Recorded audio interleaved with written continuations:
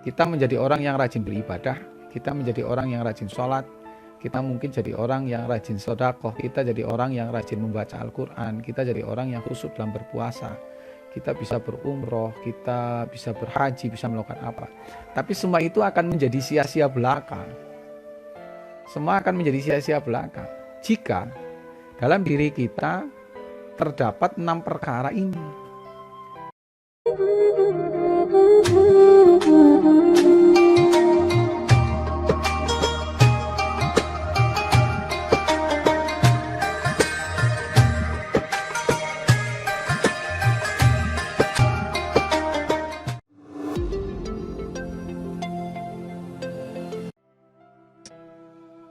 Assalamualaikum warahmatullahi wabarakatuh.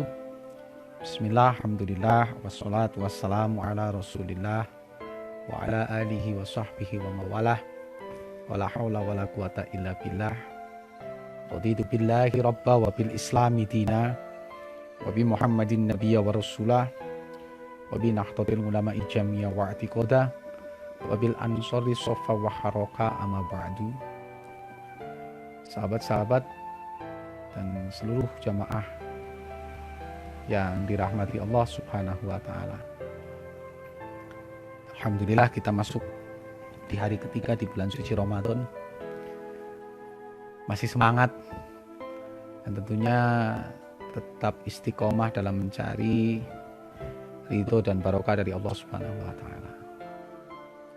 Salawat serta salam semoga tetap tercurah kepada junjungan kita Nabi Agung Sayyidina Muhammad Sallallahu Alaihi Wasallam, Nabi akhir zaman yang kelak di yaumil qiyamah. Semoga kita semua adalah termasuk orang yang diutamakan untuk mendapatkan syafaatul uzma dari beliau. Sahabat-sahabat yang dirahmati Allah Subhanahu wa ta'ala, kita dalam melakukan satu peribadatan tentu dituntut kekhusyuan, yang mana kekhusyuan itu berlaku tidak cuma ketika kita beribadah. Kekhusyuan itu yang tahu ya hanya diri kita dan Allah Subhanahu wa ta'ala. Maka tidak dibenarkan ketika seseorang sholat berjejer-jejer berjamaah itu menentukan yang khusyuk siapa, itu nggak bisa. Karena kekhusyuan itu kembali lagi ke dalam hati. Bi khuduril qalbi ilallah. Hadirnya hati kepada Allah Subhanahu wa ta'ala, itulah khusyuk. Maka kita sebagai tataran syariat ini ya belajar bagaimana caranya ibadah kita itu antara bil qalbi, bil lisani, kemudian bil akli ini satu jalan. Ini yang harus kita coba. Karena meningkatkan kekhusyuan ini adalah satu hal yang agak sulit, bukan agak lagi ya, tapi sulit. Karena tidak semua orang bisa menjalankan, termasuk saya sendiri. Ketika ditanya apakah sholat saya khusus, saya tidak tahu. Ya kan? Apakah karena duduknya sama, kemudian sekarang orang berjamaah 1, 2, 3, 4, 5 sampai ke belakang gitu kan, misal. Kemudian ketika mereka ditanya apakah tadi kamu sholatnya khusyuk, enggak, ya kan? Bisa jadi dalam rakaat pertama kita ingat kepada Allah, tapi rakaat kedua ada saja, ya kan? Rakaat kedua mungkin dari rumah ya, ana sing mangkat sekang omah ki lagi kalangan duit 50.000, terus lagi sholat kemat. Oh, duit 50.000 nang jas, oh duit 50.000 nang celana jeans sing lagi dikumbah, bisa.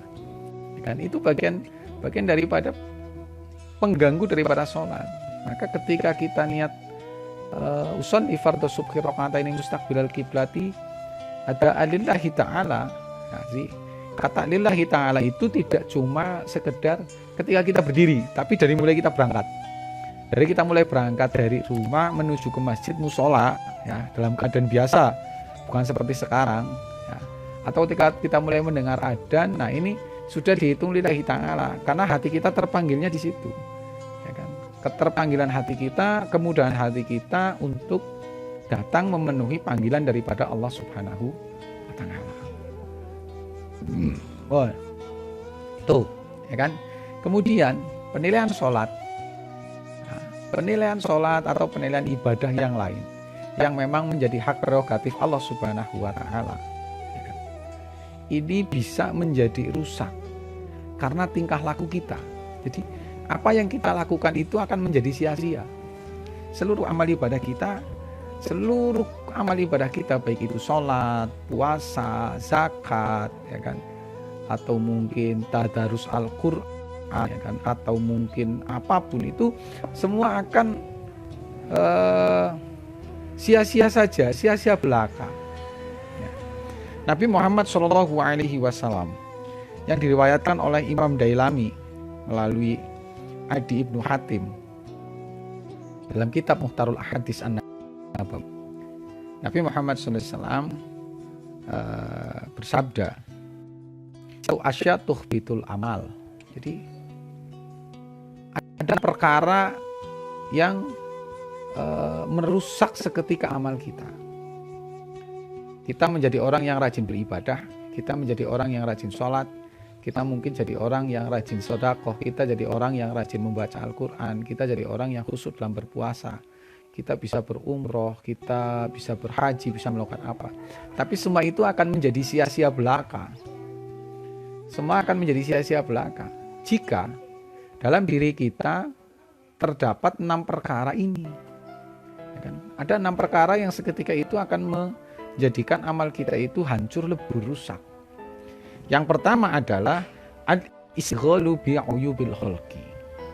Yang pertama adalah al-istighalu bi'uyubil khalqi. Ya. Menyibukkan diri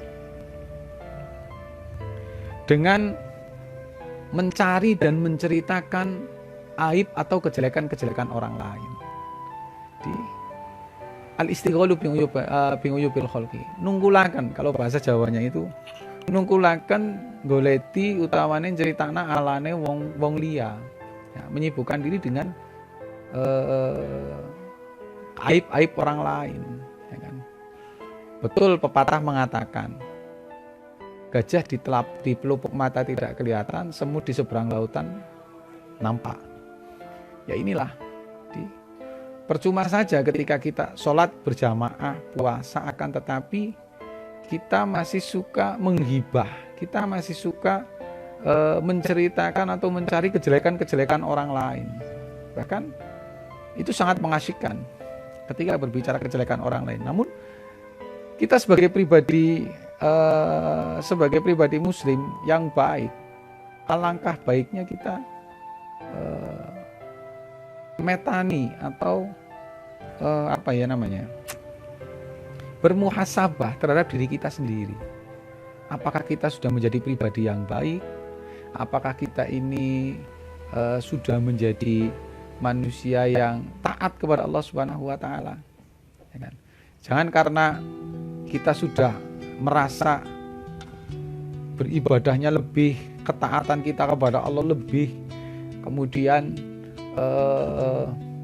kita sudah melakukan sesuatu yang orang lain belum melakukan. Contoh misalkan kita sudah berumroh, haji, bolak-balik, kemudian tolak ukur itu menjadi kita merasa lebih baik, maka itu akan menjadi sesuatu yang percuma, ya kan?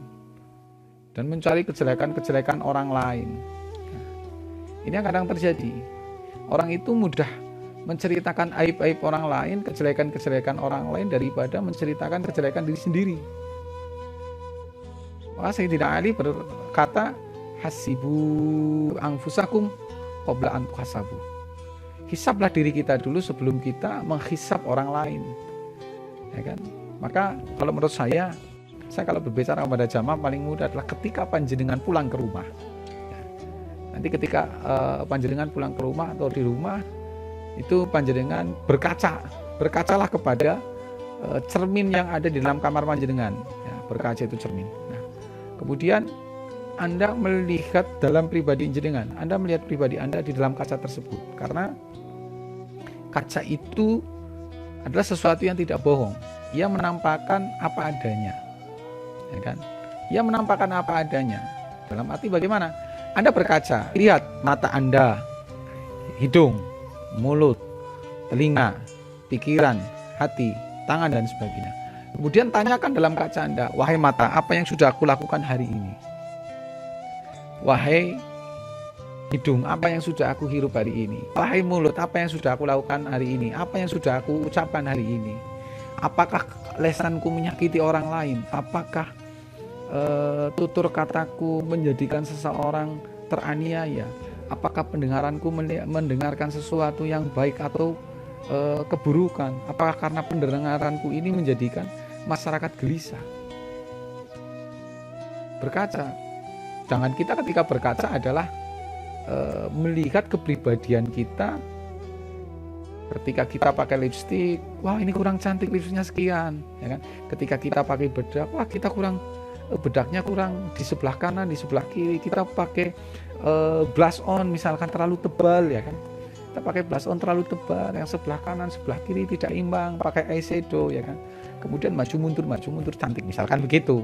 Tapi ketika kita bercermin, kita tidak pernah yang namanya melihat kekurangan dalam diri kita, kejelekan-kejelekan dalam diri kita. Maka cobalah nanti ketika kita bercermin, luangkan waktu 5 menit saja. Luangkan waktu 5 menit saja melihat diri kita, melihat dalam hati kita. Sebetulnya apakah kita ini tergolong orang yang mulia atau memang orang-orang yang sangat hina? Lebih baik kita hina di hadapan manusia, akan tetapi mulia di hadapan Allah Subhanahu wa taala. Tapi kalau kita merasa mulia di hadapan Allah Subhanahu wa taala, justru kehinaan itulah yang ada pada diri kita. Karena apa? Karena munculnya sifat takabur itulah yang menjadikan kita hina di hadapan Allah Subhanahu wa taala. La yadkhulul jannah man kana fil qalbi misqala dzarratin minal kibri. Jangan berharap kita masuk surga ketika dalam diri kita, dalam hati kita terdapat sifat takabur. Meskipun itu kecilnya satu biji sawi atau bayam. Na'udzubillahi min dzalik. Ini yang pertama. Jadi al-istighalu bi uyubil khalqi. Ya. Sesuatu yang bisa merusak amal ibadah kita seketika adalah ketika kita menyibukkan diri kita mencari aib-aib orang lain, menceritakan kejelekan-kejelekan orang lain. Ya. Maka dari itu kita harus menggunakan sudut pandang husnudzon. Ya. Jangan menggunakan kacamata suudzon atau kacamata iri. Maka ketika kita menggunakan kacamata iri, yang terjadi semua yang kita lihat adalah bentuk daripada kesalahan. Karena kita merasa lebih baik. Kemudian perkara yang kedua yang dapat menghancur atau melebur amal ibadah kita, ya, menghapuskan pahala amal ibadah kita, yang kedua adalah wa qaswatul qalbi. Wa qaswatul qalbi, hati yang keras, ya, berhati keras. Hati yang keras adalah hati yang di dalamnya terdapat begitu banyak penyakit-penyakit hati. Kalau dalam kitab Durratun Nasihin, terjadinya hati yang keras ya karena itu adanya penyakit-penyakit hati yang berkumpul jadi satu. Ibarat begini saja, sapi itu kan tugasnya cuma makan, minum, derum, turu, terus kawin, itu sapi. Tapi ketika Idul Adha, ya, sapi itu dikatakan sehat itu dilihat dari apanya? Dari hatinya. Sapi itu dilihat dari apanya? Dari hatinya. Hati dibelah, kalau tidak ada cacingnya maka dia sapi yang sehat. Cacingnya apa? Hatinya bisa dimakan. Nah, itu aja sapi yang tidak melakukan apapun, ya. Orang mikir utang, orang serabung karo wong liya, terus orang tahu kelayaban ado-ado, ya kan, tidak pernah berinteraksi secara langsung dan sebagainya. Kita sebagai manusia, coba kalau hati kita dibelah, isinya apa coba? Cacing yang ada di dalam hati kita apa? Ini yang disebut dengan penyakit hati. Ini yang disebut dengan penyakit hati, yang menjadikan hati kita keras. Hati keras itu berarti menutup hati kita untuk menerima nasihat-nasihat kebaikan. Nah, penyakit hati yang ada dalam diri kita, satu takabur, sombong, dua bakhil, ya, pelit. Kemudian yang ketiga adalah hasud, iri. Kemudian yang keempat adalah ria, ya, suka pamer. Kemudian yang kelima mungkin sum'ah, senang dipuji-puji sama orang lain. Kemudian banyak sekali penyakit-penyakit hati yang ada di dalam diri kita. Terkadang kita takabur, ria, pamer, ya kan, sum'ah, ingin mendapat sanjungan daripada orang lain, kemudian iri, ya kan. Contoh iri yang paling mudah begini saja lah. Tetangga kita beli motor baru, kemudian hati Anda terasa streset gitu kan. Dulu ganti motor, ini tuyul pira contohnya. Sekarang kan motor gampang ya, motor kan gampang. Dari teka maring dealer baik, salahnya DPN dan motornya betul ya kan. Atau mungkin motor rentalan gitu kan. Jadi kalau sudut pandang kita yang digunakan adalah sudut pandang iri, maka orang lain akan dianggap salah dalam diri kita. Yaitu tadi, tetangga kita beli motor, hati kita semreset. Tetangga kita beli mobil, hati kita semreset. Ya kan? Tetangga kita misalkan yang perempuan menggunakan gelang banyak, hati kita muduk-muduk. Dan ingat, segala sumber penyakit itu berasal daripada hati. Semua penyakit sumbernya daripada hati. Lo betul, ya kan?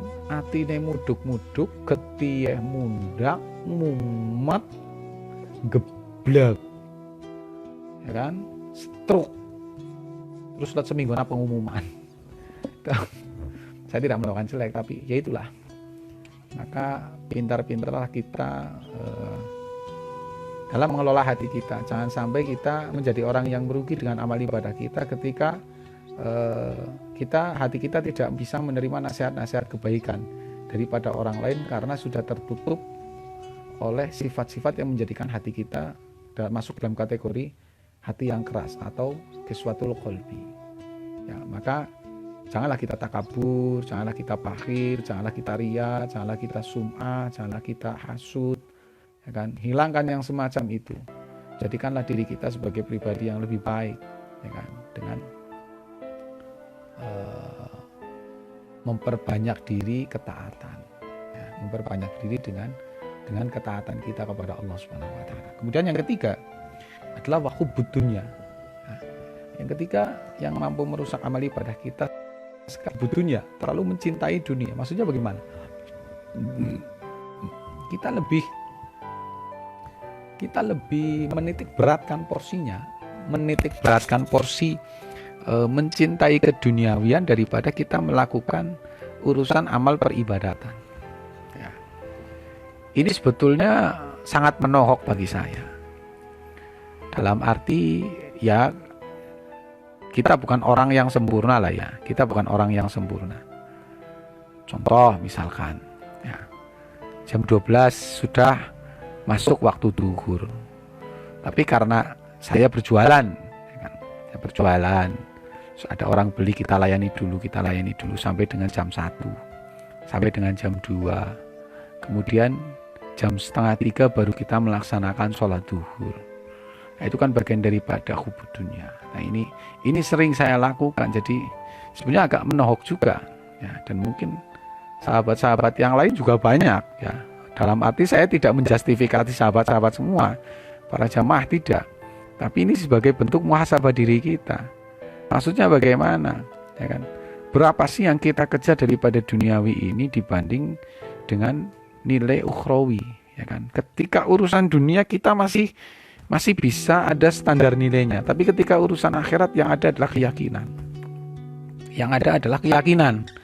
Ya kan, maka ketika kita berkeyakinan di luar daripada urusan dunia, dalam arti misal kita bekerja 100.000 satu hari atau 50.000 satu hari, kita lebih mengedepankan itu 50.000 dan 100.000 dan kita meninggalkan urusan sholat kita kepada Allah Subhanahu Wa Taala. Ini ya disebut dengan hubbud dunya. Terlalu mencintai dunia, terlalu mengejar dunia hingga melalaikan yang namanya urusan akhirat.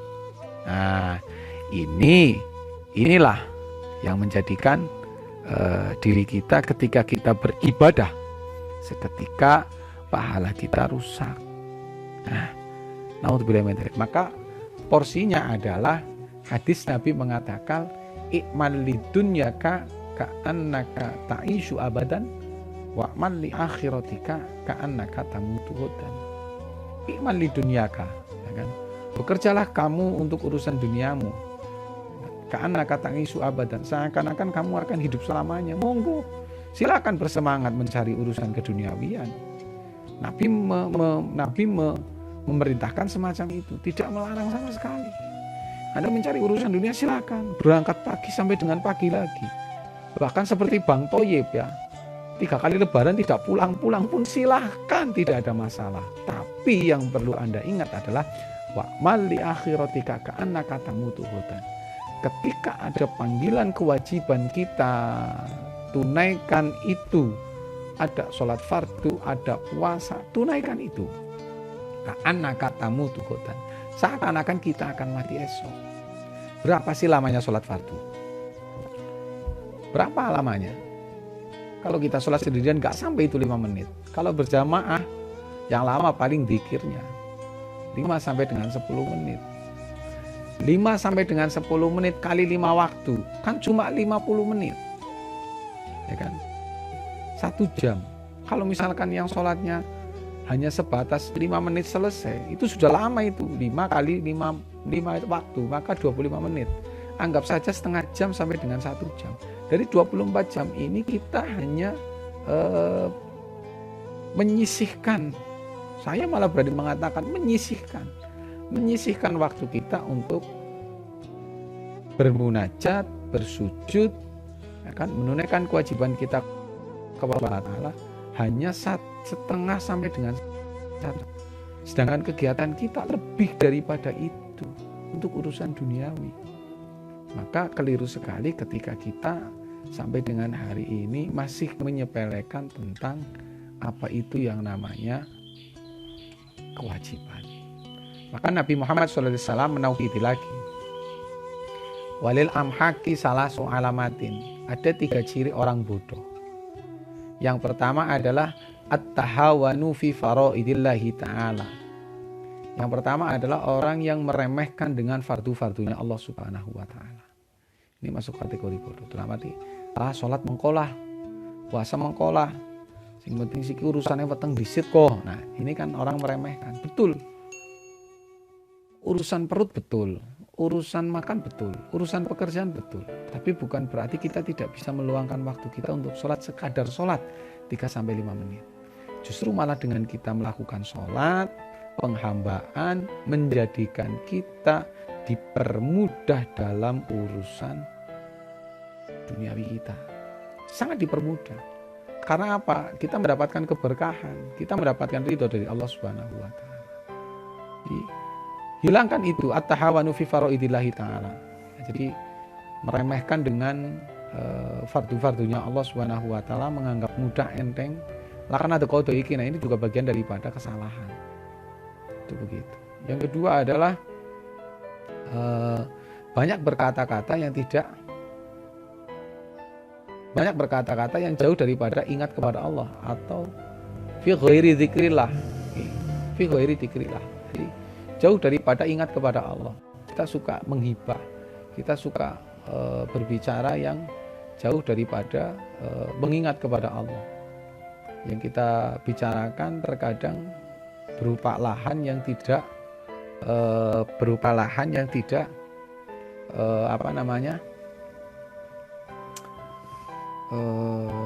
tidak ada gunanya, berupa lahan yang tidak ada gunanya, yang akhirnya justru malah menjadikan kita dalam jurang kebodohan. Itu begitu. Nah, ini bagian daripada ciri-ciri sifat orang bodoh. Di at-tahawanu fi faraidillah, kasirul kalami fi ghairi dzikrillah, ya kan? Kasirul kalami fi ghairi dzikrillah, banyak berbicara tapi yang tidak mengingat kepada Allah Subhanahu wa taala. Itu begitu. Maka hubudunya, kita harus bisa membagi porsi kita, ya. Kita harus bisa pintar-pintar membagi porsi kita antara porsi dunia dengan porsi urusan akhirat kita. Jadi biar kita juga enak dalam melakukan hidup. Nah, ini begitu. Kemudian yang keempat, wakilatul haya. Dan yang keempat yang menjadikan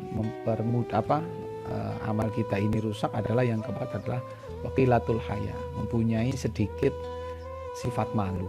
Dalam arti bagaimana mempunyai sifat malu? Ketika kita melakukan satu perbuatan yang salah, kita tidak punya perasaan malu kepada Allah Subhanahu wa taala. Contoh dalam bulan suci Ramadan ini, ya kan, puasa itu kan wajib. Kemudian panjenengan semua sahabat-sahabat laki-laki merokok di tengah jalan, perempuan makan bakso di pinggir jalan, ya, itu begitu. Dan kadang berkamuflase, ya kan, Anda tidak berpuasa, ketika ditanya ini orang puasa, lagi ya kan, lagi datang bulan, padahal sudah lewat datang bulannya. Tapi ini yang disebut dengan waqilatul haya. Kita melakukan satu perbuatan yang di luar daripada kaidah ajaran agama Islam tanpa adanya rasa malu kepada Allah Subhanahu wa taala. Padahal dalam penerapan takwa itu adalah khosyatillah, takut kepada Allah, fisiri wal alaniyati, baik di tingkah sepi maupun di dalam keramaian. Itu tingkah takwa. Jadi tidak cuma karena kita malu kepada orang lain kita akan berbuat dosa karena banyak orang yang tahu, tapi justru kita ketika sendirian mau berbuat dosa. Ini berarti belum sampai ke dalam tataran takwa. Karena yang namanya tataran takwa khosyatillah itu adalah mampu menjaga diri kita, menjaga ketakutan kita kepada Allah Subhanahu wa taala, baik di dalam tingkah sepi maupun di dalam tingkah keramaian. Jadi waqilatul haya itu semacam itu. Jadi ketika kita mau melakukan sesuatu, pertimbangkanlah terlebih dahulu, karena ada Allah yang melihat kita. Maka ada satu kisah. Seorang raja yang mencari menantu, ya kan? Semua pemuda di kerajaan itu dipanggil, ya kan? Kemudian dikasih ayam satu-satu sama dikasih pisau atau pedang satu-satu. Pertanyaannya adalah siapa yang mampu menyembelih ayam ini tanpa ada yang tahu, maka dia akan menjadi menantuku. Wah, semua pemuda ini, wah, dia dan sombongnya, bisalah, ayo menyebar. Terus ada yang di dalam kamar mandi, ada yang di atas pohon, ya kan, ada yang di dalam hutan, ada yang sengaja menggali lubang, ada yang masuk ke dalam tempayan ditutup, ya kan, tingak-tinguk sebelum masuk, oh nggak ada orang, nggak ada yang tahu, ya kan.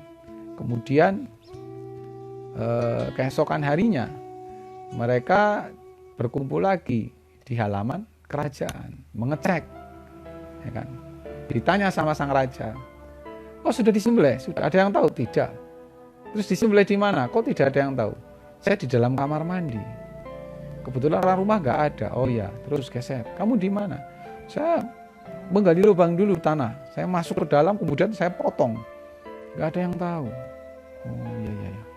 Terus hingga terakhir ini, kan ada satu orang yang ditertawakan oleh orang yang lain. Ya kan? Kenapa? Karena ia masih membawa ayam itu, masih dalam keadaan hidup, dan pisau yang diberikan juga masih dalam keadaan bersih. Mereka tertawa.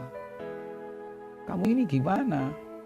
Disuruh menyembelih ayam kok malah masih hidup? Ya kan?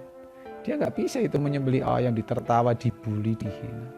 Kemudian ketika gilirannya, sang raja bertanya, loh kamu tidak menyembelih ayam? Kenapa kamu tidak menyembelih ayam? Bukankah pertanyaanku mudah, teman-temanmu semuanya bisa itu, ayamnya disembelih tanpa ada yang mengetahui. Mohon maaf Baginda Raja, bukan saya tidak mau menyembelih ayam, tapi dari pertanyaan Baginda Raja itu, tugas yang Baginda Raja berikan sungguh membuat saya itu tidak bisa melakukan. Loh kok bisa? Iya, karena Baginda Raja mengatakan, sembelihlah ayam yang tidak ketahuan siapapun.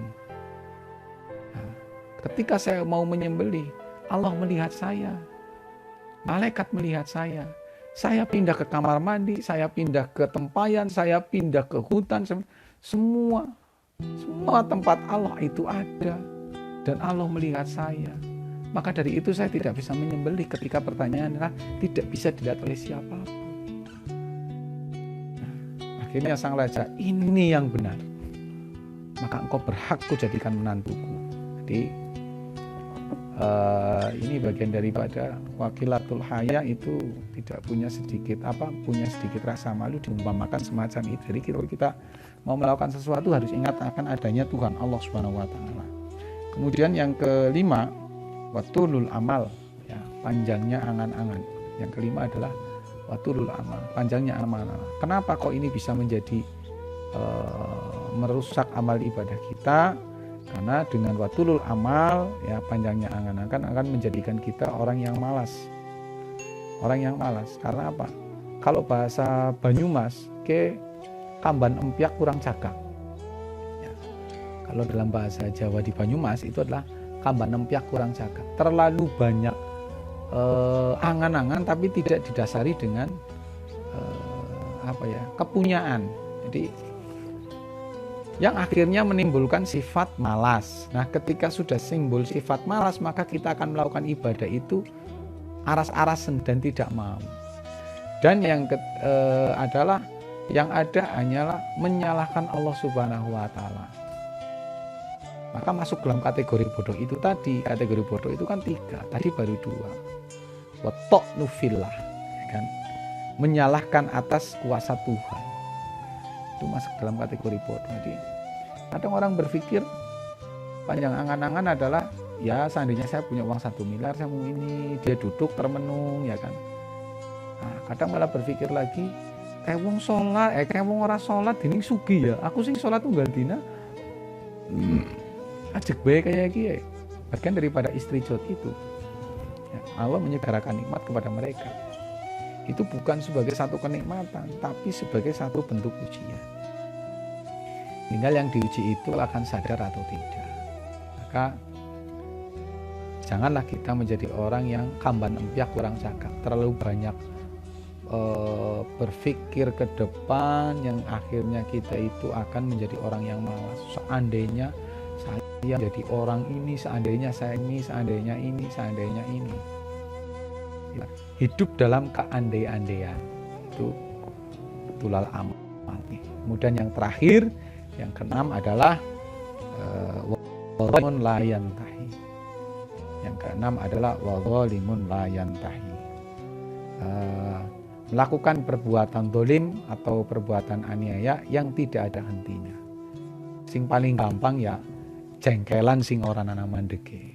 Ya, kesuh sing ora ana mandeke. Jenengan dengan tetangga, jenengan dengan keluarga, atau jenengan dengan siapapun, ketika jenengan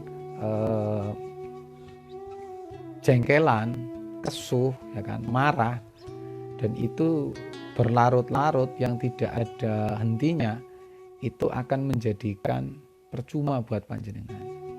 Kok iya percuma? Karena itu ibaratnya api membakar kayu bakar. Itu ibarat api membakar kayu. Jadi percuma Anda sholat, percuma Anda puasa, percuma Anda berzakat, percuma Anda berhaji, percuma Anda melakukan umroh dan sebagainya, melakukan ibadah apapun.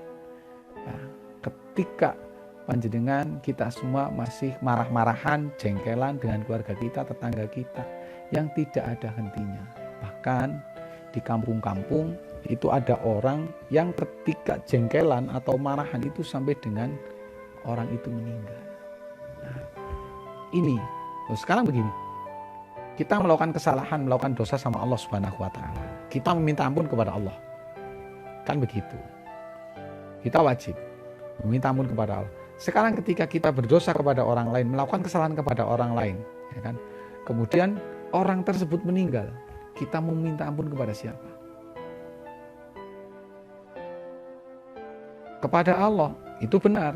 Tapi hakikat daripada permintaan maaf kita, karena kita sama-sama salah kepada manusia, maka harus ada ikrar kepada manusia, sedangkan yang dan dimintai maaf sudah meninggal. Maka ini bagian daripada kesalahan kita, kerugian kita.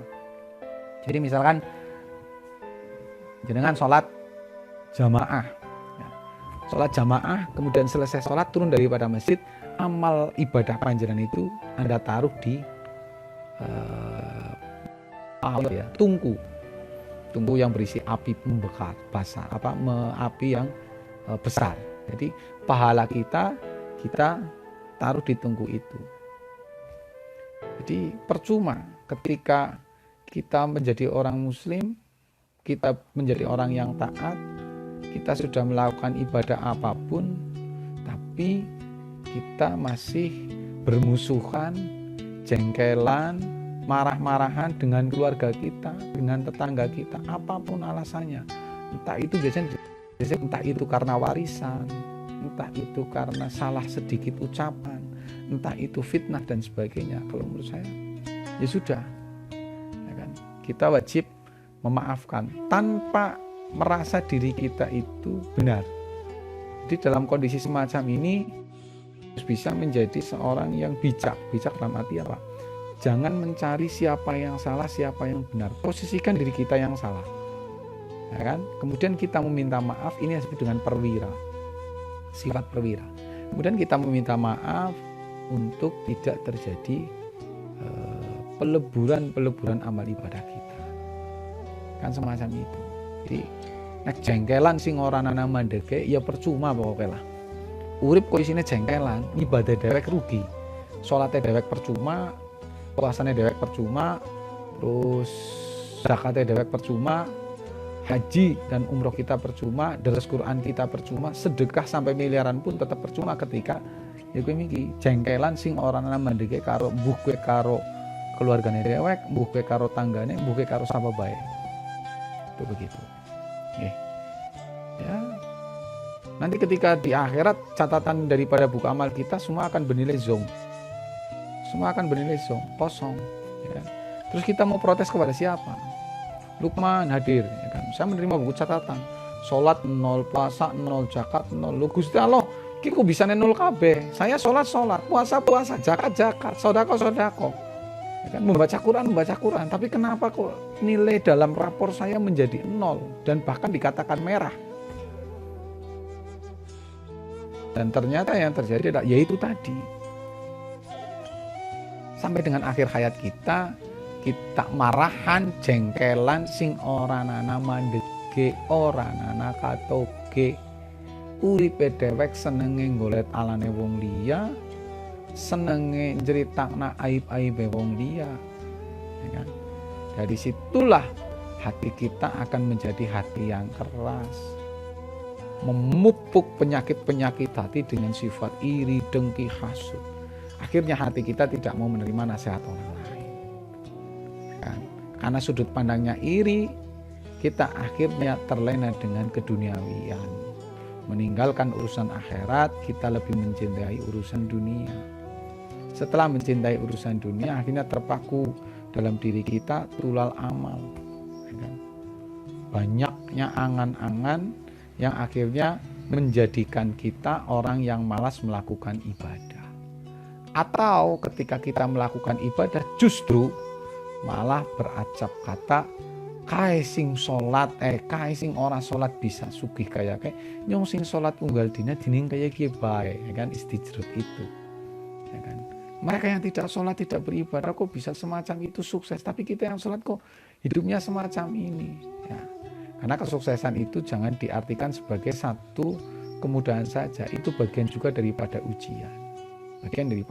Kalau kita berpikirnya semacam itu, maka fine, mudah. Allah memberikan sesuatu kepada kita yang sudah yang terbaik. Tok urip sawang sinawang lah. Urip kowe sawang sinawang. Wong sugih delengna dewek kowe seneng.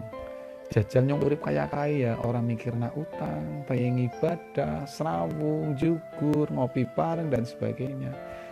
Dewek sing dadi wong ora duwe ndeleng karo wong sugih ya pada baik. Jangan senang ya jadi wong sugih, punya mobil, bisa makan enak, ini itu dan sebagainya.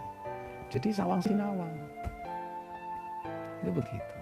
Dan wakilatul haya, tumbuhkanlah sifat sedikitnya sifat malu. Maka kita harus menumbuhkan sifat malu kita kepada Allah Subhanahu wa taala di setiap waktu, di apapun itu. Oke. Jangan sampai kita melakukan satu perbuatan justru malah jauh daripada sifat malu kepada Allah, sing akhirnya kabeh ditabrak-tabrak, ya kan? nglakokne maksiat bodoh ora urusan Gusti Allah, nglakokne dosa bodoh ora urusan Gusti Allah. Ya kan? Baik itu dalam tingkah ramai maupun di dalam sendirian, fisiri wal alaniyatus. Pokoknya ora urusan yang karo Gusti Allah. Ya kan? Sing penting nikmat ini dan sebagainya. Nah ini berarti orang yang sudah tidak punya rasa malu kepada Allah Subhanahu wa taala. Dan yang terakhir adalah wadzalimun layantahi, ya kan? Wadzalimun layantahi adalah jengkelan, ya, mempunyai sifat marah yang tidak ada habisnya. Ya, jengkelan sing ora ana mandege. Jadi ketika kita, apakah Islam membolehkan kita marah? Boleh. 3 hari selesai marah, kita meminta maaf, kita bergandeng tangan. Jangan mencari siapa yang salah, jangan mencari siapa yang benar. Ketika kita melakukan satu kesalahan atau mungkin tetangga dan saudara kita melakukan kesalahan, kalau belum ada yang mau minta maaf, kita jadilah orang yang perwira. Kita datangi, kemudian kita minta maaf kepada mereka. Ini sudah menjadi satu tradisi kebaikan dalam beragama Islam. Untuk kebaikan kita bersama. Karena ketika kita punya sifat hasud, iri, dengki, marah yang tidak ada habisnya, seluruh amal ibadah kita itu laksana kayu yang dibakar di dalam api. Amal ibadah kita semua akan hangus, terbakar. Maka kelak di yaumil qiyamah kita akan menjadi orang yang merugi. Dan siapa yang akan protes kepada Allah? Kita akan protes kepada Allah, tidak bisa. Maka jangan sampai kita menjadi orang yang menyesal di akhirat, padahal kita masih mampu untuk memperbaiki diri di dunia.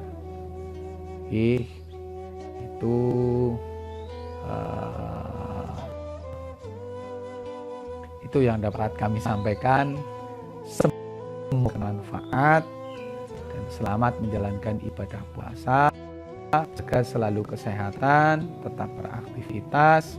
Semoga kita dijadikan orang yang bertakwa di hadapan Allah Subhanahu wa ta'ala. Wabillahi taufiq wal hidayah, waridho wal inayah, wallahul muwaffiq ila aqwamit thoriq, wal afwa minkum ila liqa.